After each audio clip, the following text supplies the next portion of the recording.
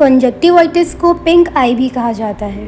ये बैक्टीरिया या फिर एलर्जी से होने वाली कंजक्टिवा में सूजिश होती है। ये एक या फिर दोनों आंखों को मुतासर कर सकती है।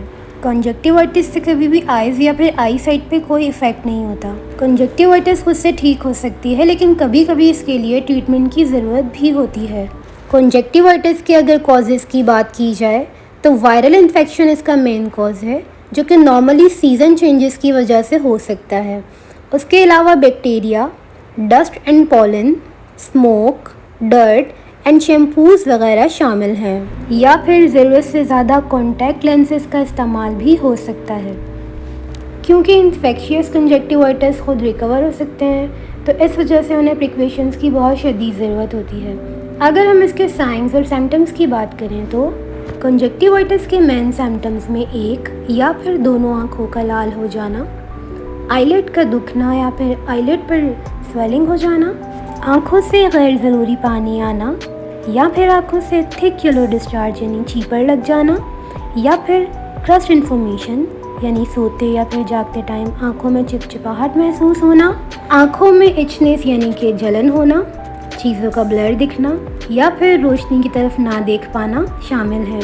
कंजक्टिवाइटिस को डायग्नोज किया जाता है पेशेंट की कंडीशन या फिर सिम्टम्स से, या फिर कंजक्टिवा से लिए जाने वाले स्वैब के लैबोरेटरी टेस्ट से। इन्फेक्शियस कंजक्टिवाइटिस की ट्रीटमेंट पेशेंट के सिम्टम्स या फिर लैबोरेटरी टेस्ट रिपोर्ट के अकॉर्डिंगली ही की जाती है।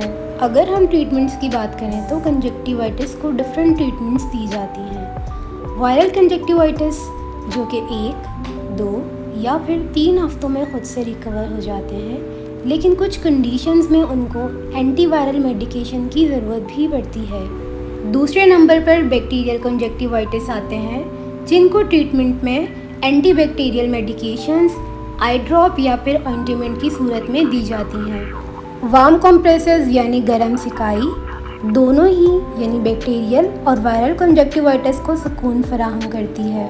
एलर्जिस कंजक्टिवाइटिस को एंटी एलर्जिक मेडिसिन दी जाती हैं, जिनमें एंटीहिस्टामाइंस, स्टेरॉइड्स, एंटी इन्फ्लेमेटरी ड्रग्स और डिकॉन्गेस्टेंट्स शामिल हैं। एलर्जिक कंजक्टिवाइटिस को कोल्ड कंप्रेसेस यानी कि ठंडी सिकाई सुकून पहुंचाती है। एलर्जिक कंजक्टिवाइटिस को शैम्पूज, स्मोक और डस्ट अवॉइड करने की बहुत शदीद ज़रूरत होती है, वरना उनकी एलर्जी एक्सट्रीम हो सकती है।